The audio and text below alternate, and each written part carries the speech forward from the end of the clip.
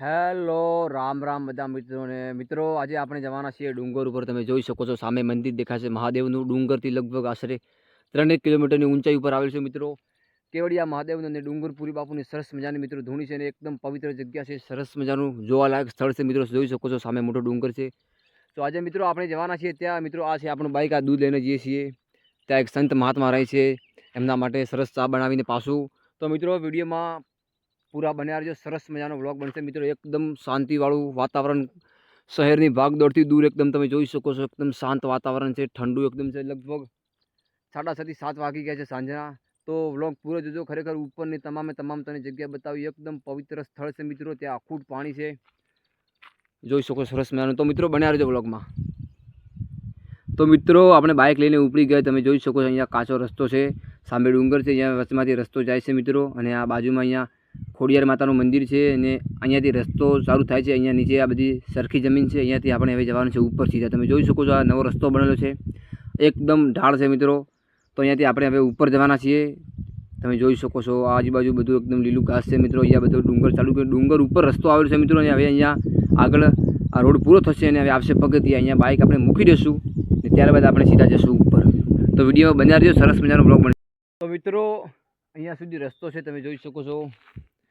અહીંયા બાઇક મૂકી દીધું છે. હવે અહીંયાથી સીધા શરૂ થઈ ગયા પગથિયા. અહીંયાથી તમે જોઈ શકો છો સામે ધજા દેખાય ત્યાં મંદિર છે. તો સરસ મજા.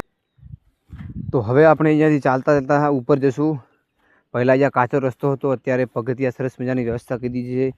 અહીંયા પણ બહુ દૂર દૂરથી અહીંયા ભક્તો આવે છે મિત્રો દર્શન કરવા. મહાદેવના તથા કેવડિયા મહાદેવનું મંદિર છે. ડુંગરપુરી બાપુની સરસ મજાની ધૂણી છે.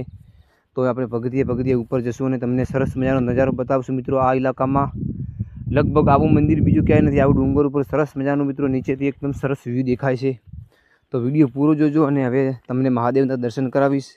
આજુબાજુ અહીંયા ચોમાસું હોય ત્યારે આ પગથિયે એકલું પાણી ચાલતું હોય છે.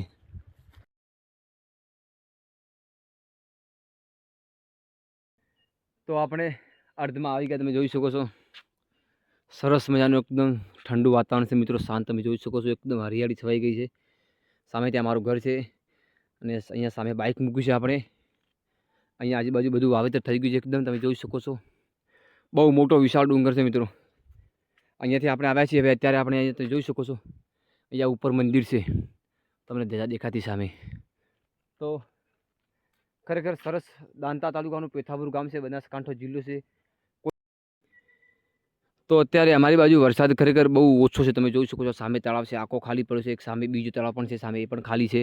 આ બાજુ પણ 2-3 તળાવ છે. બધા ટોટલ તળાવ અત્યારે ખાલી પડેલા છે, કારણ કે વરસાદ બિલકુલ આટલો છે જ નહીં. સામે જોઈ શકો છો ત્યાં ખોડિયાર માતાનું મંદિર છે. આ રોડ છે, અહીંયા રોડ પૂરો થાય છે. અહીંયાથી પગથિયા છે ધીમે ધીમે અહીંયાથી. તો મિત્રો અત્યારે ચોમાસું ચાલુ છે અને ખરેખર આખો ડુંગર લીલોછમ થઈ ગયો છે. અમુક જગ્યાએ પાણી પણ ચાલુ છે. તો કોઈ પણ મિત્રોને આ જગ્યાએ આવવું હોય તો જરૂરથી આવજો. સરસ મજાનું એક જોવાલાયક ધાર્મિક સ્થળ છે. તો મિત્રો ફાઇનલી આપણે ધીમે ધીમે કરતાં ઉપર આવી ગયા છીએ. તમે જોઈ શકો છો સરસ મજાનો ઉપરનો નજારો છે મિત્રો. ઉપરથી સરસ મજાનું એકદમ આવું દેખાય છે, લીલુંછમ છે મિત્રો. બધા ગામ દેખાય છે, સામે ડુંગર દેખાય છે અને સરસ મજાનું મિત્રો મંદિર છે. તમે જોઈ શકો છો અહીંયા સરસ મજાની વ્યવસ્થા કરેલી છે. એક રૂમ છે, આગળ પતરા નાખીને સરસ મજાનો શેડ બનાવે છે. એક નાનું ગલોડિયું પણ અહીંયા છે ને આ મહેંદી વાવેલી છે મિત્રો. અહીંયા બધા ફળ ફ્રૂટ પણ વાવેલા છે, અહીંયા ફૂલ પણ વાવેલા છે. તમે જોઈ શકો છો મહેંદી છે, પાછળ ગલગોટાના ફૂલ પણ છે અને અહીંયા પાણી પણ ફૂલ છે, એટલે પાણીનું પણ કોઈ ટેન્શન નથી મિત્રો. અહીંયા કુંડીમાં પાણી અખૂટ પાણી આવે છે, લગભગ કેટલાય વર્ષો થઈ ગયા. તો મિત્રો હવે હું તમને મંદિરના દર્શન કરાવીશ. સરસ મજાનું મંદિર છે મિત્રો અને સરસ પવિત્ર જગ્યા છે. તો વિડીયોમાં બન્યા રહેજો એન્ડ સુધી. તમને